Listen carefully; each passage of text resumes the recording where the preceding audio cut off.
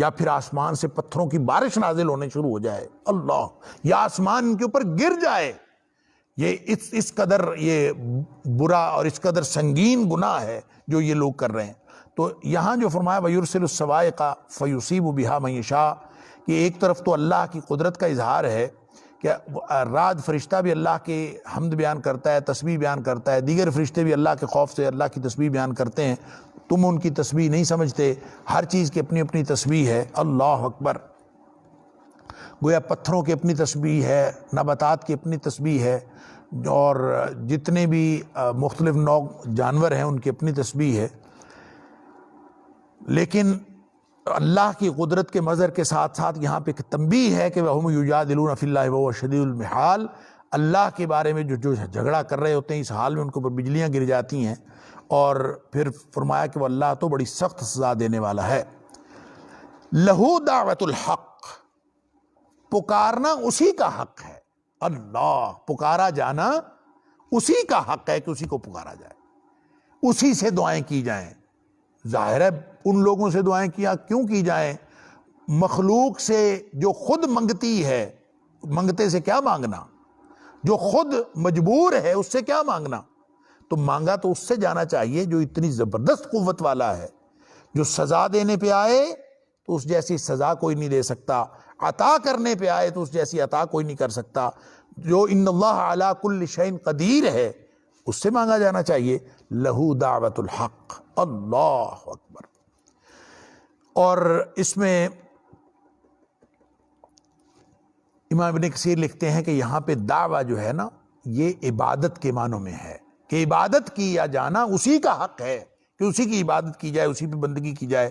تو یہاں دعوت سے مراد بندگی ہو یا نہ ہو، عبادت اس سے مراد ہو یا نہ ہو، نبی اکرم صلی اللہ علیہ وسلم کا عمومی فرمان ہے کہ الدعاء هو العبادہ، کہ دعا ہی تو عبادت ہے، پکارا جانا ہی تو عبادت ہے۔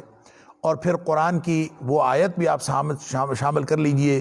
کہ جس میں اللہ کریم نے فرمایا وَقَالَ رَبُّكُمُ ادْعُونِي أَسْتَجِبْ لَكُمْ، تم مجھے پکارا کرو، میرے ساتھ دعائیں کیا کرو، میں تمہاری دعائیں قبول کروں گا، یہ اعلان ہے میرا۔ اور ساتھ فرمایا کہ ان الذین یستکبرون عن عبادتی، جو تکبر کرتے ہیں میری عبادت سے، سیدخلون جہنم داخرین، تو ان کو ہم اوندا کر کے جہنم کے اندر پھینکیں گے۔ تو پہلے فرمایا کہ ادعونی استجب لکم، میری دعا کرو میرے لیے، مجھے پکارا کرو اور میں تمہاری دعائیں قبول کروں گا۔ تو ساتھ فرمایا کہ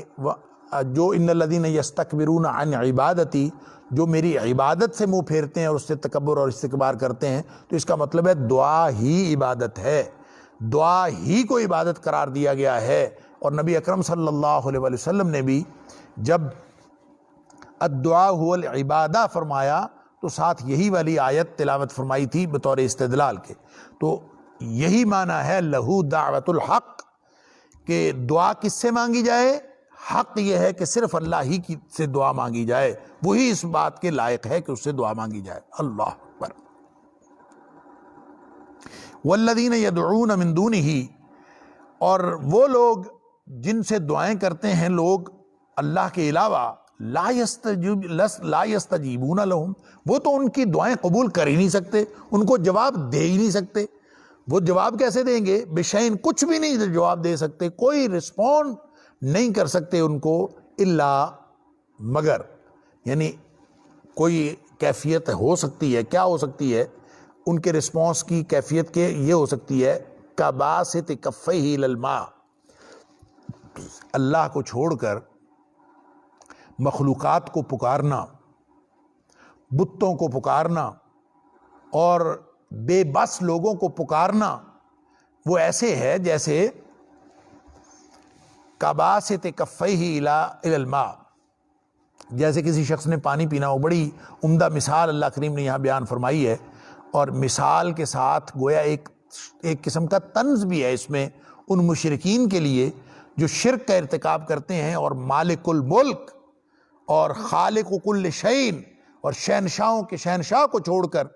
ایک بودے اور بالکل کمزور اور بے بس خداؤں کو مانتے ہیں۔ ان کے لیے ایک بڑا طنز ہے کہ کباسط کفیہ، جیسے کوئی اپنی دونوں ہتھیلیاں جو ہیں وہ پھیلائے الی الماء، پانی کی طرف، پانی کی طرف دونوں ہتھیلیاں پھیلائے اور اس کو پھر کہے پانی کو لیبلغ فاہ، کہ پانی کو کہے کہ آ کے میرے منہ میں پڑ جا، لیبلغ فاہ، کہ پانی آ کے اس کے منہ کو پہنچ جائے۔ خود ہی جو آدمی پانی کو پکار رہا ہو کہ تو آ جا، اس کی طرف ہتھیلیاں آگے کر کے کہ آ کے میرے منہ میں پڑ جا، لیبلغ فاہ، کہ وہ آ کے منہ میں پہنچ جائے، وما ہوا ببالغہ، بھلا کبھی پانی اس طرح پہنچ سکتا ہے اس کے منہ میں؟ خود جا کے پکڑنا پڑتا ہے۔ پانی کو ایسی چیز تو نہیں ہے، پانی کو کیا پتا کہ تم پکار رہے ہو، پانی کو کیا پتا کہ تم اس کی طرف ہاتھ پھیلا کے آوازیں دیے جا رہے ہو، دعائیں کیے جا رہے ہو، وہ کیسے آ کے پانی پہنچے گا تمہارے منہ میں؟ اللہ اکبر۔ فرمایا وما دعاء الکافرین الا فی ضلال، کافروں کی دعائیں ساری کی ساری اسی طرح کی ہوتی ہیں کہ وہ گمراہی میں پڑی ہوئی ہوتی ہیں، وہ کوئی سیدھی دعا نہیں ہوتی، وہ اسی طرح سے ایسی ایسی چیزوں کو وہ پکار رہے ہوتے ہیں جو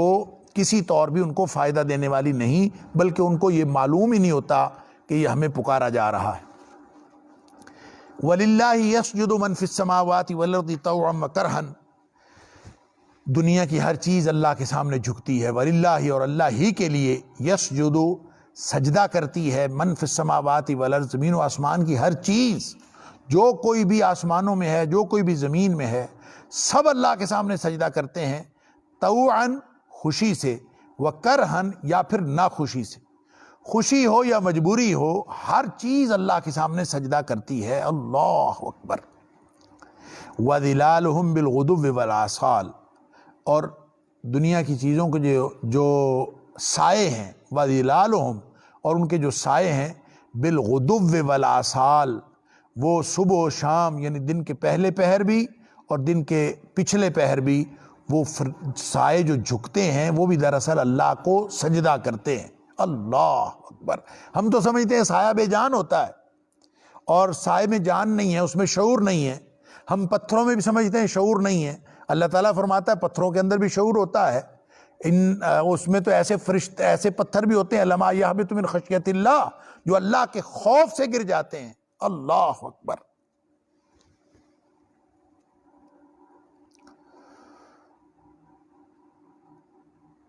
تو فرمایا کہ دنیا کی ہر چیز جو ہے وہ اللہ کو سجدے کر رہی ہے، اور سائے بھی سجدے کر رہے ہیں، صبح پہلے پیر اور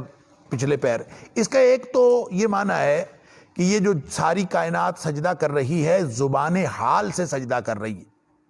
یعنی یہ معنوی طور پر ہے کہ جیسے ساری کائنات آپ دیکھتے ہیں کہ اللہ کے سامنے فرما برداری کر رہی ہے، تو فرما برداری کا مطلب یہ ہے کہ یہ جھکی ہوئی ہے، طوعاً اور کرہن، چاہے وہ اللہ کی تسبیح بیان کر رہی ہے، چاہے وہ اللہ تعالیٰ کی زبان قول سے حقیقی طور پر تعریف بیان کر رہی ہے، چاہے وہ صرف معنوی طور پر تعریف بیان کر رہی ہے، اور اللہ کے حکم کی پابند ہے۔ یسجد، ساجد یسجد کا ایک معنی لغوی ہے، وہ ہے جھک جانا۔ تو ساری کائنات اللہ کے سامنے جھکی ہوئی ہے اور اللہ کے حکم کی پابند ہے، طوعاً اور کرہن، چاہے وہ خوشی سے ہو چاہے وہ ناخوشی سے ہو۔ تو اس کا مطلب ہے کہ سجدہ جو ہے اپنے لغوی معنوں میں کہ اللہ کے سامنے جھکا ہوا ہونا، یہ ایک تو سجدہ اختیاری ہے جو اللہ نے حکم دیا قرآن میں بار بار کہ فَاسْجُدُوا لِلَّهِ وَاعْبُدُوا، کہ اللہ کو سجدہ کرو اور اس کی بندگی کرو۔ یہ اختیاری سجدہ ہے، اللہ کے سامنے جھکنے کا حکم دیا جا رہا۔ کوئی نہ جھکنا چاہے نہیں جھک سکتا، نہیں جھکتے، اور لوگ سجدہ نہیں کرتے اللہ کو۔ اور دنیا میں جو اللہ کو سجدہ نہیں کرتا، اللہ اکبر، تو اللہ تعالیٰ قرآن میں فرماتا ہے قیامت والے دن جب ان کو کہا جائے گا کہ سجدہ کرو، یوم یکشف عن ساق ویدعون الی السجود فلا یستطیعون، جب قیامت والے دن اللہ تعالیٰ اپنی پنڈلی سے پردہ ہٹائیں گے اور سب کو کہا جائے گا کہ سجدہ کرو، تو ان سے سجدہ نہیں کیا جائے گا۔ اللہ اکبر۔ اس لیے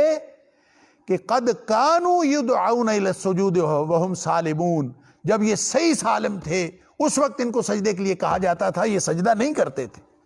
تو یہ اختیاری سجدہ ہے کہ جب ان کو کہا جائے کہ سجدہ کرو، اور وہ اصطلاحی سجدہ کہ اپنی پیشانی جو ہے وہ اللہ کے سامنے رکھ دینا ایک خاص کیفیت میں، اور نمازیں پڑھنا، سجدہ کرنے سے مراد نمازیں پڑھنا ہے، جیسے کہ حدیث کے اندر آتا ہے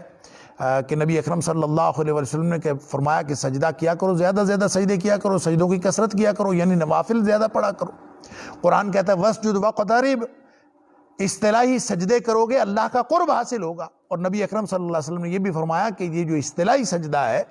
اس سجدے میں جب کوئی شخص حالت سجدہ میں ہوتا ہے تو وہ اللہ کے قریب ترین حالت میں ہوتا ہے۔ تو ایک مجبوری کا سجدہ بھی ہے، سجدہ اضطراری۔ اور سجدہ اضطراری کیا ہے؟ جو اللہ تعالیٰ نے ساری مخلوقات کو اپنے حکم کا پابند بنایا ہوا ہے، وہ سجدہ اضطراری ہے کہ حکم کی پابند ہے ہر چیز۔ وَالنَّجْمُ وَالشَّجَرُ يَسْجُدَانِ، سورہ الرحمن کے اندر اللہ تعالیٰ فرماتا ہے یہ جڑی بوٹیاں، یہ زمین کی پھیلی ہوئی جو جتنی نباتات ہے وہ بھی، اور پھر جتنے اشجار ہیں یہ سب اللہ کو سجدے کر رہے ہیں۔ اب ظاہر ہے کہ ان کے اندر کوئی اختیار تھوڑی ہے، وہ مجبوراً اس کے اللہ تعالیٰ کے حکم کے پابند ہیں۔ لیکن یہاں پہ یہ اضطراری سجدے سے اور طون اور کرہن سے ایک اور سجدہ بھی سمجھ میں آتا ہے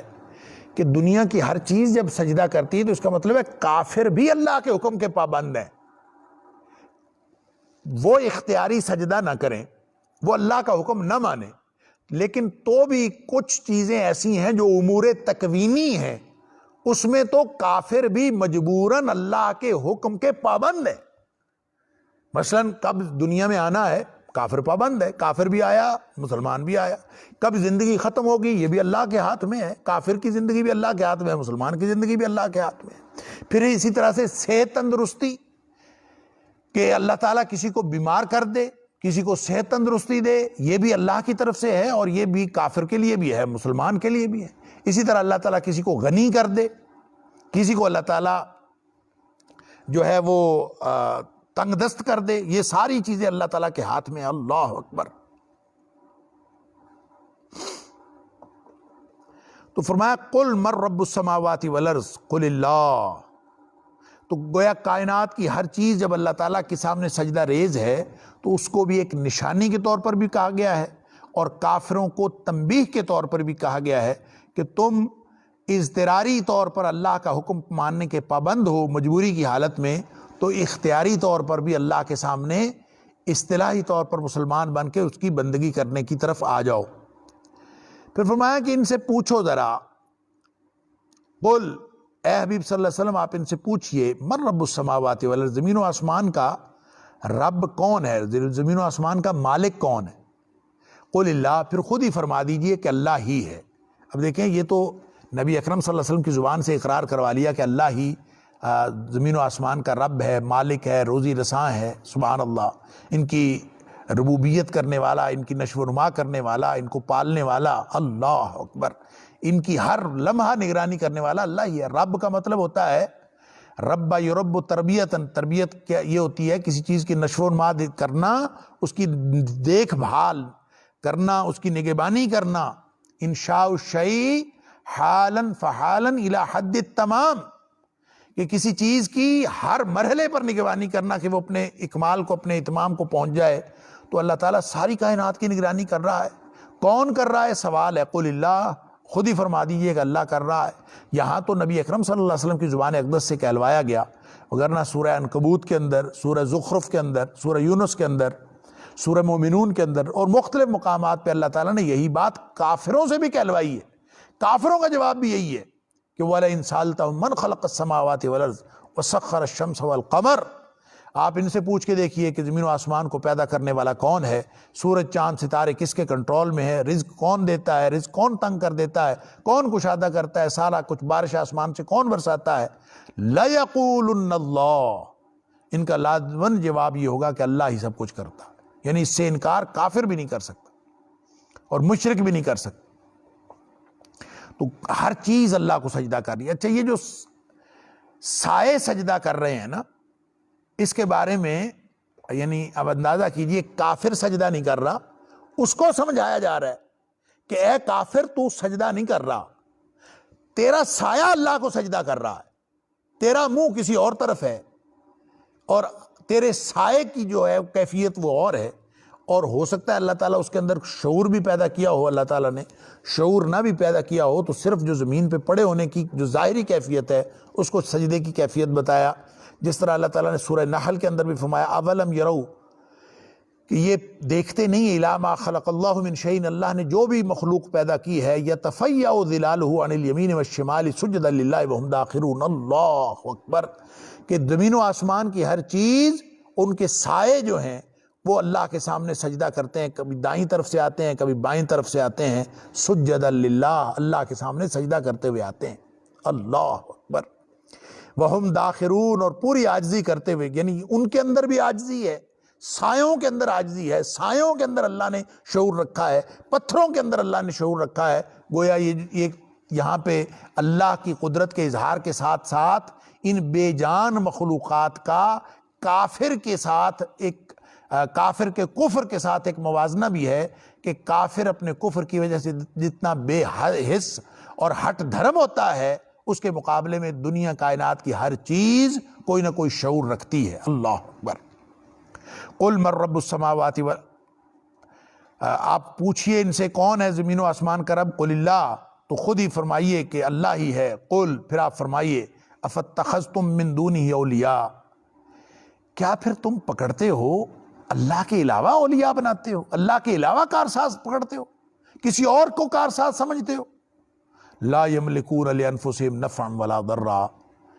مخلوق جو ہوگی تو وہ بے بس ہوگی، صرف ایک ہی طاقت ہو سکتی ہے جس کے پاس مرضی کرنے کا اور اپنی قدرت استعمال کرنے کا اختیار ہو اور طاقت ہو، اور وہ صرف اللہ کی اکیلی ذات ہے جو خالق ہوگا۔ جو مخلوق ہوگی وہ تو بے بس ہی ہوگی، وہ تو پیدا کی گئی ہے، وہ اپنی تخلیق کے لیے کسی کی محتاج ہے، تو وہ اس کے پاس فائدہ کرنے کا یا نقصان کرنے کا اختیار کہاں سے آیا؟ فرمایا لا یملکون لانفسہم نفعا ولا ضرا، ایسی چیزوں کو پوجتے ہیں، ایسی چیزوں کو، مخلوقات میں سے ایسی چیزوں کو اپنا کارساز بنایا ہوا ہے جو اپنے لیے بھی نفع اور نقصان کا اختیار نہیں رکھتے، لا یملکون، نہیں اختیار رکھتے، لانفسہم، اپنے لیے بھی، نفعا ولا ضرا، نہ فائدہ دینے کا نہ نقصان کرنے کا۔ جو اپنا فائدہ یا نقصان نہیں کر سکتا وہ کسی کا فائدہ یا نقصان کیسے کر سکتا؟ اللہ اکبر، مشرکوں کو یہ بات سمجھ میں نہیں آتی۔ اللہ، قل، اے حبیب صلی اللہ علیہ وسلم، آپ ان سے چند سوالات کیجئے، هل يستوي الاعمى والبصیر، یہ بتاؤ اندھا اور بینا کیا وہ برابر ہو سکتے ہیں؟ یہاں مومن کو، جو اہل ایمان ہیں، ان کو بینا کہا گیا ہے، اور جو مشرک اور کافر ہے ان کو اندھا کہا گیا ہے۔ یا پھر هل تستوی الظلمات والنور، اندھیرے اور روشنی برابر ہو سکتے ہیں؟ اللہ اکبر، گویا جس طرح سے اندھا اور بینا برابر نہیں ہو سکتے، جس طرح سے اندھیرے اور روشنی برابر نہیں ہو سکتے، اسی طرح ایمان اور کفر، ایمان اور شرک کی یہ کبھی برابر نہیں ہو سکتے۔ اللہ اکبر، تو ظاہر ہے وہ نہیں برابر ہو سکتے۔ ہم جعلوا للہ شرکاء، یا پھر انہوں نے اللہ کے لیے وہ شریک بنائے ہیں، خلقوا کا خلق ہی، انہوں نے پھر کوئی مخلوق پیدا کی ہوگی۔ یعنی یہ ایک سوالیہ انداز میں اور تنزیہ انداز میں اللہ تعالیٰ پوچھ رہا ہے کہ جن مخلوقات میں سے جن چیزوں کو تم نے اللہ کا شریک بنا رکھا ہے، کیا انہوں نے کوئی چیز پیدا کی ہے؟ کیا انہوں نے تخلیق کی ہے کوئی چیز؟ انہوں نے خلقوا کا خلق ہی، انہوں نے اللہ کی مخلوق کی طرح کی کوئی مخلوق پیدا کی ہے؟ فتشابہ الخلق علیہم، تو پھر ان کے اوپر جو ہے یہ مخلوق ہے وہ یہ متشابہ ہو گئی ہے، ایک دوسرے کے اوپر ایک دوسرے جیسی ہو گئی ہے، ان کو شبہ پڑ گیا ہے، پتہ نہیں اللہ کی مخلوق ہے کہ پتہ نہیں ان کی مخلوق ہے، کوئی پیدا کرنے والا ہے دنیا میں؟ یہ سوال کرتا ہے اللہ۔ اللہ، یہ تو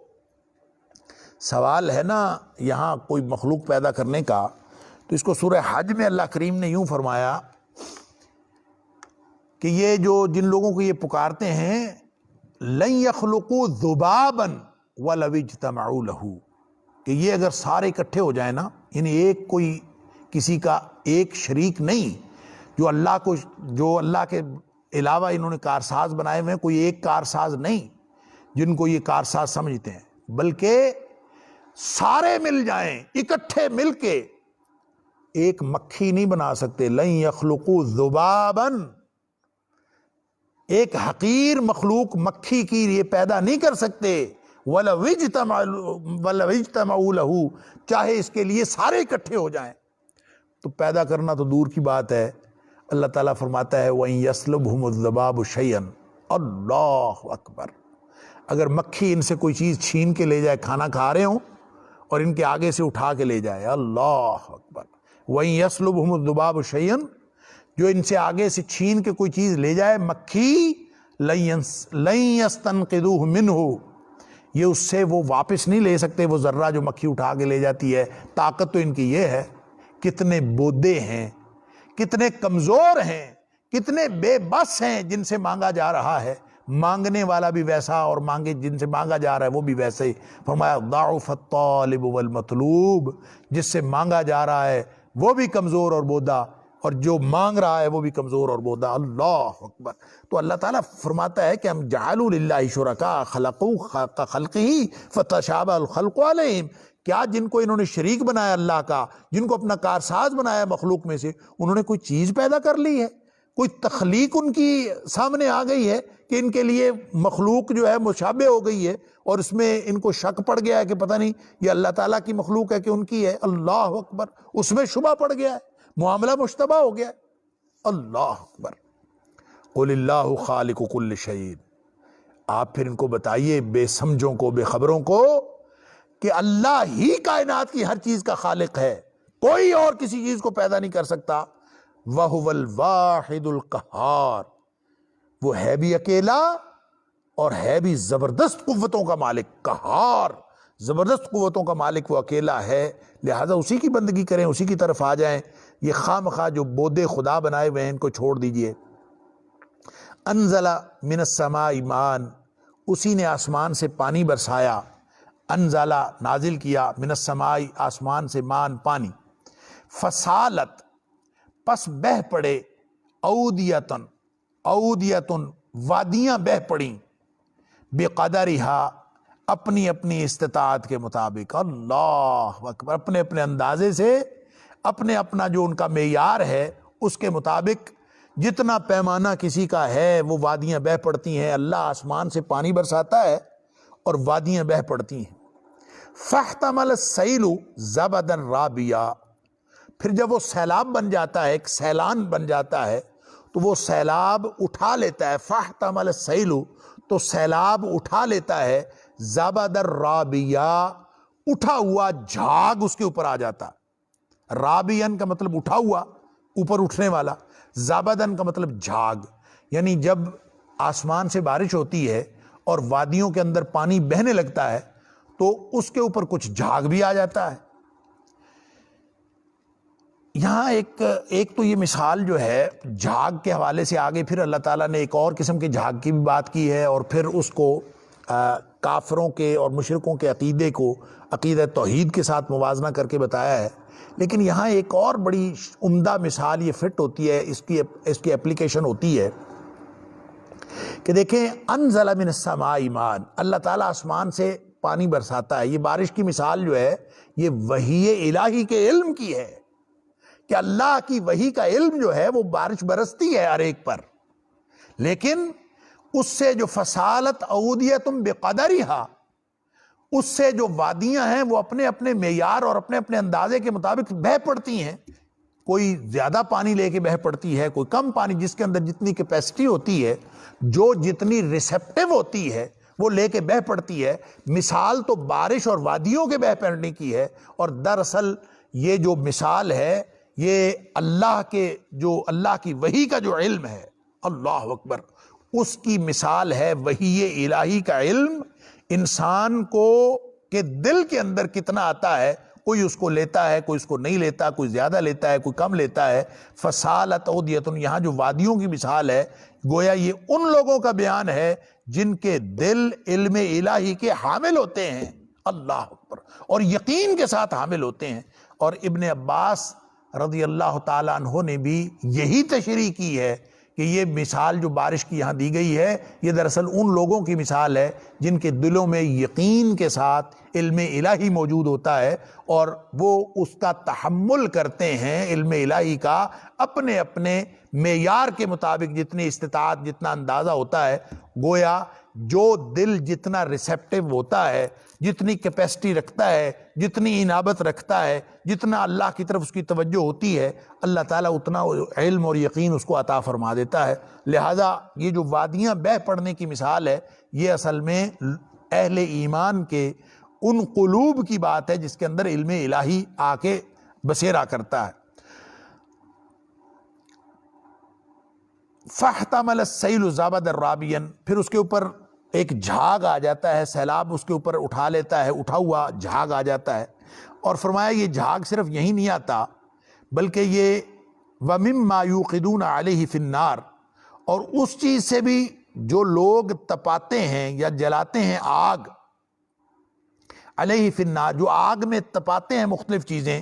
یعنی ابتغاء حلیہ، زیور بنانے کے لیے جو سونا چاندی پیتل وغیرہ جو آگ میں تپایا جاتا ہے، یا پھر اور چیزیں او متاعن، یا اور سامان بنانے کے لیے جو ڈھالا جاتا ہے، لوہا یا پھر پیتل یا سونا یا کوئی بھی چیز یا چاندی، اس کو جب بھٹی میں تپایا جاتا ہے، اس کے اوپر آگ جلائی جاتی ہے تو زبد مثلو، تو اسی طرح کا جھاگ اس کے اوپر بھی آ جاتا ہے۔ اب دیکھیں، ایک طرف پانی ہے، اس کے اوپر بھی جھاگ ہے، دوسری طرف آگ پر تپایا جا رہا ہے، اس کے اوپر بھی جھاگ ہے۔ اللہ اکبر! تو دونوں طرف جھاگ آ جاتا ہے، لیکن فرمایا کہ کذالک یضرب اللہ الحق والباطل، یہ حق اور باطل کی مثال ہے۔ اللہ اکبر! کیا کہ یہ جو اوپر نظر آنے والا جھاگ ہے، اوپر اٹھا ہوا، ایک دم آدمی کو جو خوف لاحق ہوتا ہے وہ جھاگ سے ہوتا ہے۔ سیلاب آ رہا ہو تو پہلی نگاہ جھاگ پر پڑتی، تو آدمی جھاگ کو اصل سمجھ بیٹھتا ہے۔ اللہ فرماتا ہے کہ وہ اصل چیز نہیں ہے۔ جو باطل ہے وہ تو سیلاب کے اوپر اٹھے ہوئے جھاگ کی طرح، یا آگ میں تپائے ہوئے سونے چاندی پیتل وغیرہ کے اوپر اٹھنے والی جھاگ کی طرح، وہ تو ایک جھاگ ہے۔ فَأَمَّا الزَّبَدُ، جھاگ کی خصوصیت یہ ہے، فَيَذْهَبُ جُفَانٍ، کہ جو ہی وہ خشک ہوتا ہے تھوڑی دیر بعد وہ خشک ہو کے اڑ جاتا ہے، وہ ختم ہو جاتا ہے، اس کی تو کوئی حیثیت نہیں ہوتی۔ اسی طرح باطل بھی ختم ہو جانے والا ہے، جیسے سورہ بنی اسرائیل میں فرمایا ان الباطل کان زہوقا، باطل ہے ہی مٹنے والا۔ تو فرمایا جیسے جھاگ ختم ہو جاتا ہے، اسی طرح سے ان باطل جو ہے وہ بھی ختم ہونے والا ہے۔ وَأَمَّا مَا يَنْفَعُ النَّاسَ، ہاں جو لوگوں کو فائدہ دینے والی چیز ہوتی ہے، فَيَمْكُثُ فِي الْأَرْضِ، وہ ضرور زمین میں ٹھہرتی ہے۔ كَذَلِكَ يَضْرِبُ اللَّهُ الْأَمْثَالَ، اللہ تعالیٰ اسی طرح مثالیں بیان کر کر کے تمہیں باتیں سمجھاتا ہے۔ سورہ بقرہ کے اندر بھی مثالیں بیان ہوئیں، یہاں بھی مثالیں بیان ہوئیں، سورہ نور کے اندر مثالیں بیان ہوئیں، مختلف جگہوں پہ اللہ تعالیٰ نے مثالیں بیان کی ہیں۔ اور دراصل اللہ تعالیٰ حق اور باطل کا مقابلہ کر کے سمجھاتا ہے کہ باطل کسی بھی شکل کا ہو، وہ سر چڑھ کے اور گرجتا برستا ہوا آتا ہوا نظر آئے تو بھی اس کی کوئی حیثیت نہیں ہے، وہ ختم ہو جانے والا ہے، اس سے ذرا بھی بدکنے اور ڈرنے کی اور خوف کھانے کی کوئی ضرورت نہیں ہے۔ اور حق جو ہے وہ باقی رہنے والا ہے، وہ قائم رہنے والا ہے، وہ فائدے کی چیز ہے۔ اور اس کا ایک اور بھی اس آیت کا ایک مفہوم ہو سکتا ہے، وہ یہ کہ جو چیز لوگوں کو فائدہ دیتی ہے نا، وَأَمَّا مَا يَنْفَعُ النَّاسَ فَيَمْكُثُ فِي الْأَرْضِ، ایک تو یہ جھاگ کے حوالے سے اور اصل پیتل اور سونے اور چاندی کے حوالے سے، اور جھاگ اور پانی کے تقابل میں حق اور باطل کا تقابل کیا، ایک تو یہ تقابل ہے۔ دوسرا ایک اس کا عمومی معنی کہ فَأَمَّا مَا يَنْفَعُ النَّاسَ وَأَمَّا مَا يَنْفَعُ النَّاسَ فَيَمْكُثُ فِي الْأَرْضِ، ہر وہ چیز جو لوگوں کے فائدے کی ہو وہ ٹھہرتی ہے، جھاگ نہیں ٹھہرتا۔ اور گویا ہر وہ شخص جو لوگوں کے فائدے کا کام کر رہا ہو، اللہ تعالیٰ ان کو زمین میں قرار عطا فرماتا ہے۔ لہذا آپ دیکھ لیجئے، جب اہل اسلام، اہل ایمان، مسلمان وہ لوگوں کے فائدے کا کام کرتے ہیں، بحیثیت قوم نفع رسانی کا جو کام کرتی ہے جو قوم، اس کو اللہ تعالیٰ زمین میں قرار دیتا ہے۔ جب غیر مسلم یہی کام کرنا شروع کر دیتے ہیں تو اللہ تعالیٰ دنیاوی طور پر ان کو اقتدار اور غلبہ عطا کر دیتا ہے۔ اور یہ صرف یہ بتانے کے لیے ہے کہ زمین میں قرار پکڑنے کے لیے لوگوں کے لیے نفع رسانی کا کام کرنا یہ بنیادی شرط ہے۔ اگر نفع رسانی کا کام کرتے رہو گے تو اللہ تعالیٰ تمہیں زمین میں قرار عطا فرمائے گا۔ اللہ تعالیٰ مجھے اور آپ کو قرآن سمجھنے اور عمل کرنے کی توفیق عطا فرمائے۔